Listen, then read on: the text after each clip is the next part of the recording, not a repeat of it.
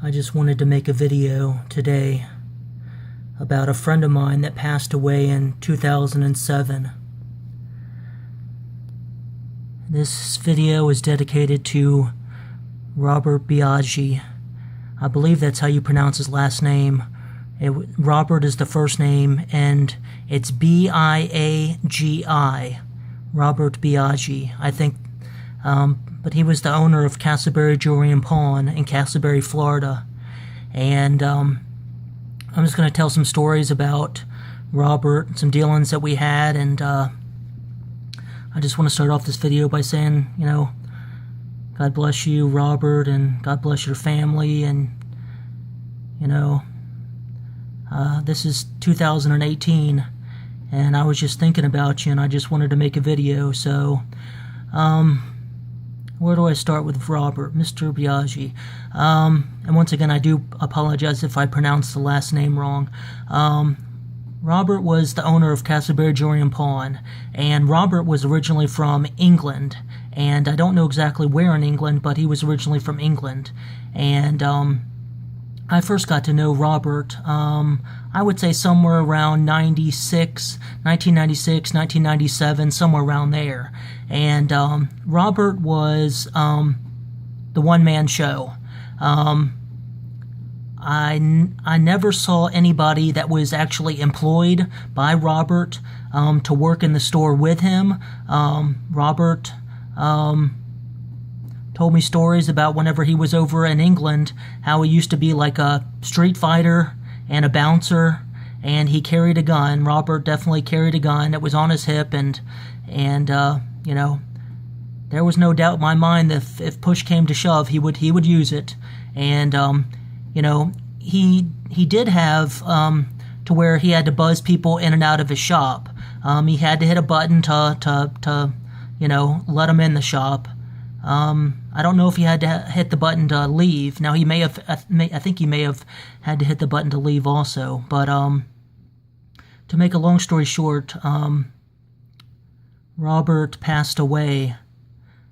He was murdered the night before. It was Thanksgiving Eve. It was a Wednesday, because Thanksgiving was on a Thursday in 2007, and it was approximately 6 o'clock at night. See, I talked to Robert about it several times, and I'm sure other people did too. And I'm just going to give you fair warning that this light is going to go out. And if it does go out and I'm not finished, I'm just going to keep on talking. So, but what I was saying before, I'm going to flip this card around. And, yeah, there. And this is one of his business cards that I got before all this happened in 2007. But like I said before, Robert was the one-man show. There was, to my knowledge, there was no price tags on anything, especially the jewelry. He dealt in high quality fine Swiss timepieces and high quality jewelry. Rolex watches, Pateks, Vacheron, Audemars, Jaeger, just all types of fine Swiss timepieces. Now, he would carry various other timepieces, but the majority he liked to deal with was high-quality fine Swiss timepieces and high-quality jewelry. High-quality diamonds, high-carat gold, high-quality colored stones. And he was known, and, I'm just going to say he was known to take merchandise out of his store and take it in and out of his store. And what happened was Robert was from the story that I've heard is Robert was he already made several trips from inside his jewelry store to his vehicle that was waiting on the outside, bringing merchandise from the inside to his vehicle. And on the last trip, he was approached by a guy with a gun, and that was trying to rob him. And yes, Robert carried a gun, but the guy got the jump on him, and he had a loaded gun. And from what I heard, Robert tried to fight him, resisted, and the guy shot him. I don't know how many times, but Robert was shot, and unfortunately he passed away right there I believe, at the door to his jewelry store, Casselberry Jewelry and Pawn in Florida, Central Florida. And the guy, to make a long story short, the guy went inside, he hid inside, and the SWAT team came in there and got him. About 3 hours later, they got the guy, and the guy has been sentenced, I believe, to life in prison. Either life or death, I'm not sure. But he did get convicted of murder, and the gentleman, I hate to even use the word gentleman, I try to be polite, but I'm just going to say the man that killed Robert is in jail for a very long time. Now, I wasn't there. I don't know what happened. I can't say that what was going through the guy's mind that shot Robert or whatever. But Robert was not going to go down without a fight. I mean, I just know Robert. And like I said, he was a street fighter in London. He was a bouncer. And Robert was, he wasn't he wasn't like a bodybuilder type guy. But I could tell Robert could take care of himself. And, I didn't realize that he was in his 60s, but from what I found out, he was in his 60s when he passed away. But, it's just a sad situation, that Robert passed away at his jewelry store, leaving his jewelry store Thanksgiving Eve. It was November, I believe, the 21st, 2007. And he got murdered outside of his the jewelry store, Casselberry Jewelry and Pawn. And I'm just going to flip this over again. This is one of his cards. And God bless you, Robert, and God bless your family and your friends. I know there's plenty of people that are still talking about you and thinking about you in a positive way, and like I am. And I miss you, and I love you, buddy. And I'm going to tell some stories about Robert, so I'll just say that Robert and I didn't always have the perfect relationship when it came to, we were friends, don't get me wrong, but, business was business. But, we had our little, arguments or whatever.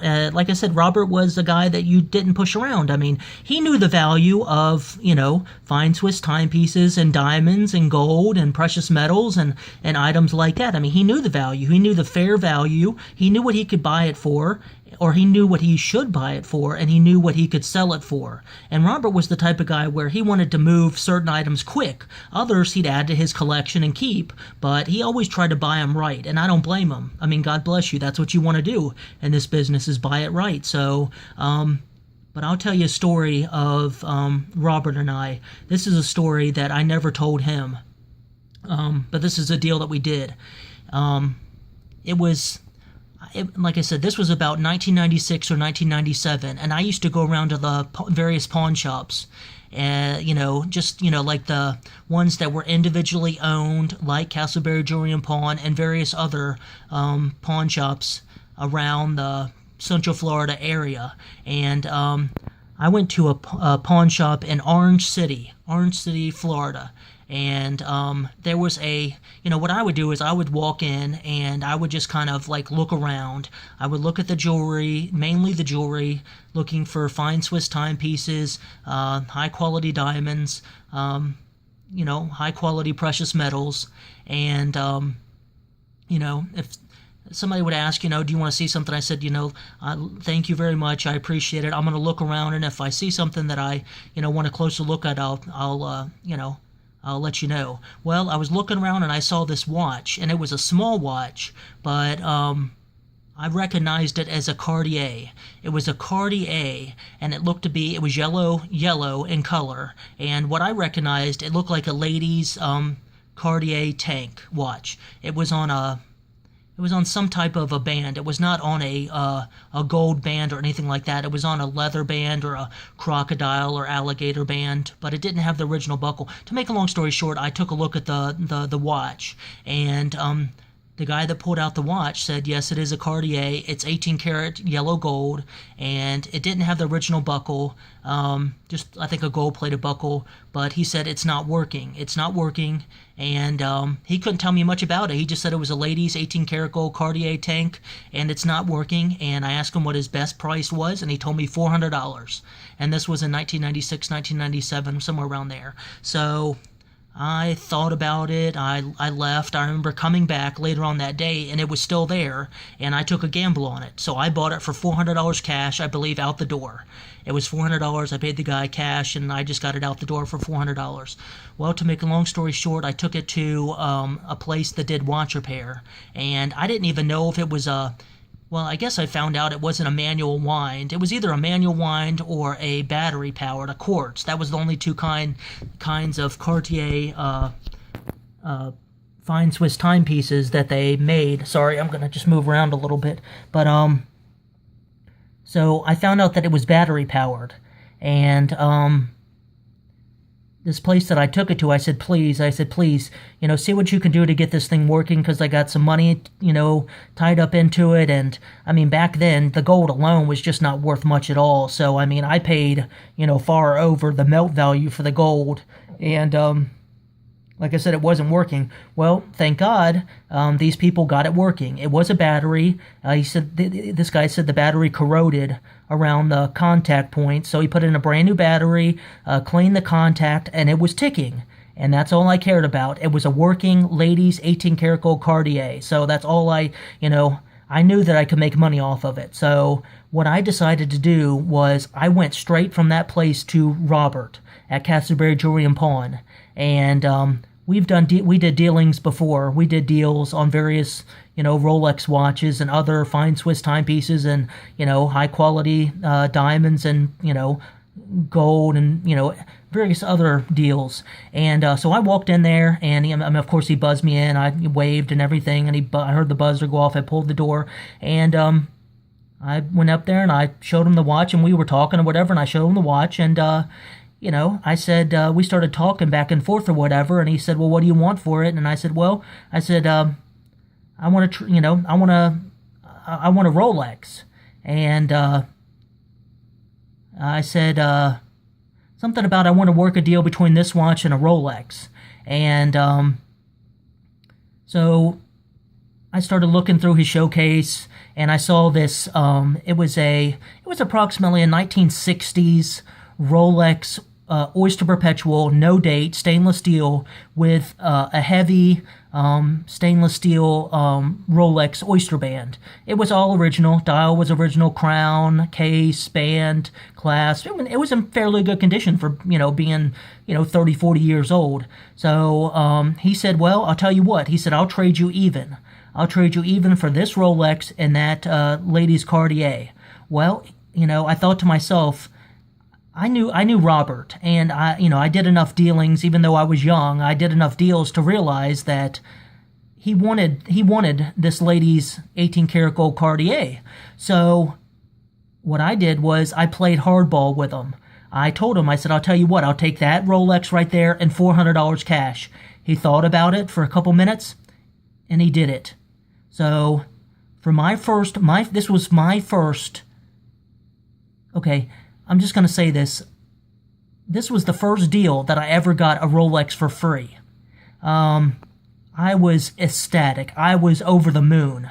And, Robert, I never told Robert about this, but, I got my $400 cash back for the Cartier, and then I was wearing a Rolex, a genuine Rolex. It was working, keeping time, and it didn't have a date, but I didn't care. I was over the moon. I was so ecstatic.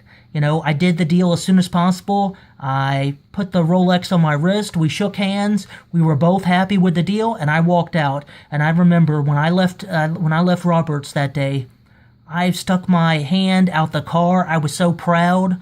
The Rolex was on my left hand, and I was driving down the road, and I had my arm sticking out. The window was open. It may have been 90 degrees, 100 degrees outside. I didn't care. I was showing off my free Rolex. And,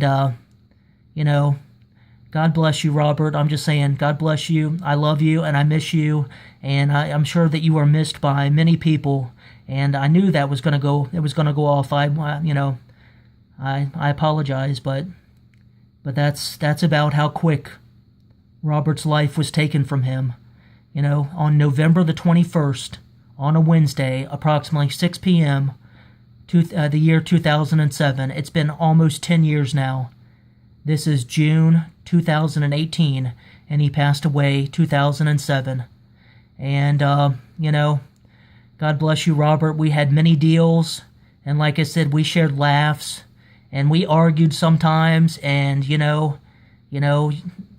God bless you. I love you, and I miss you. And I remember, I'm going to just share a couple other memories before I go. I don't care if it's dark or not, Robert.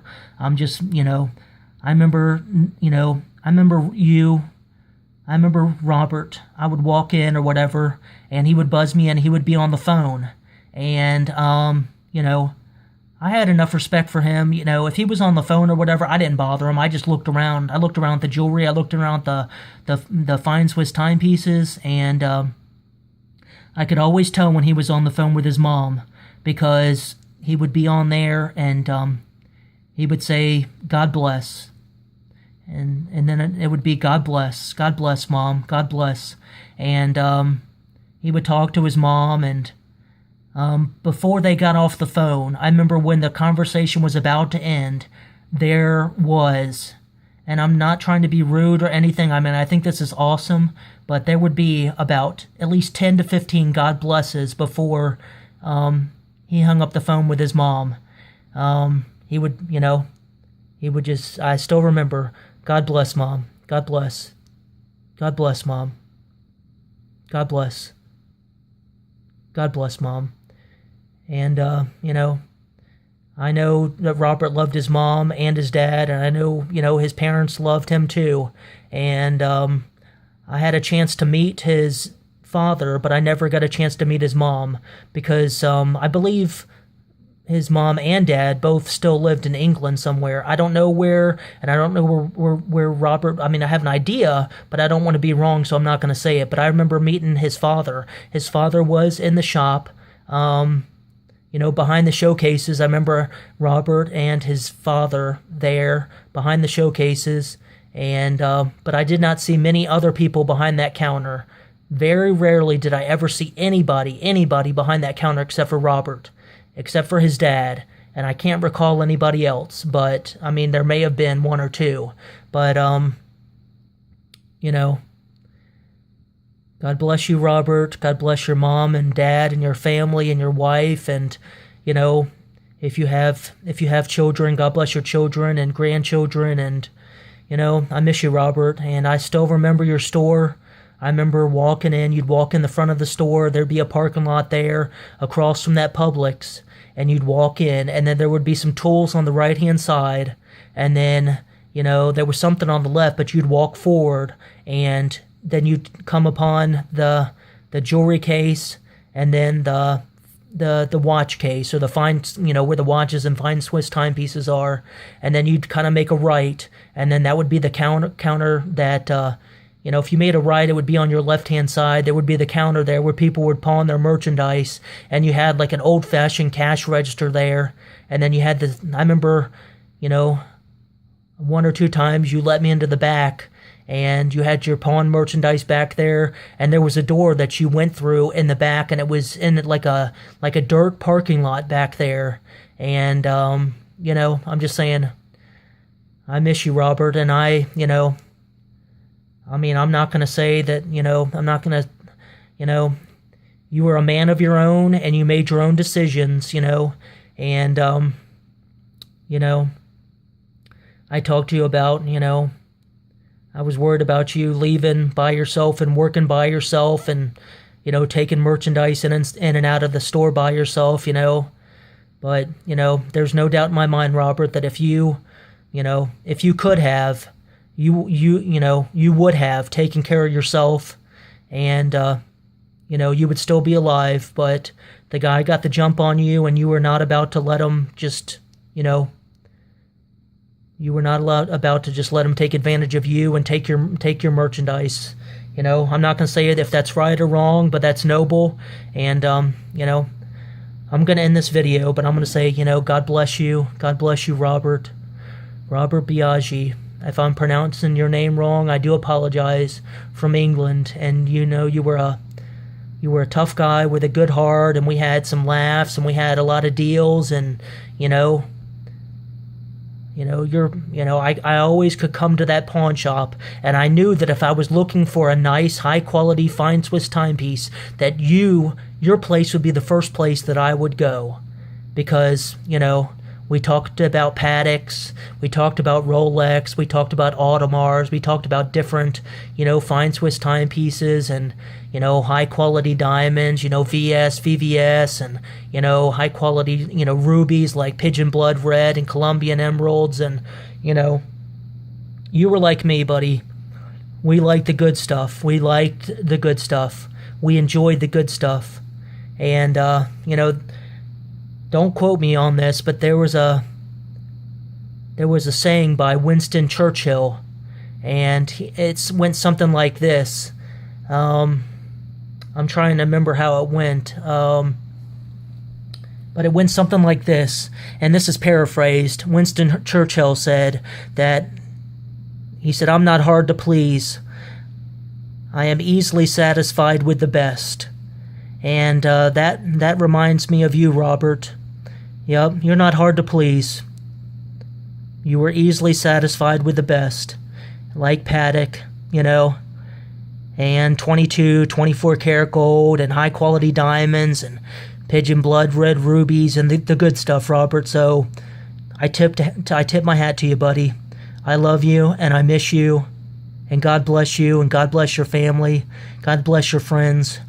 God bless, Robert. God bless. God bless. God bless.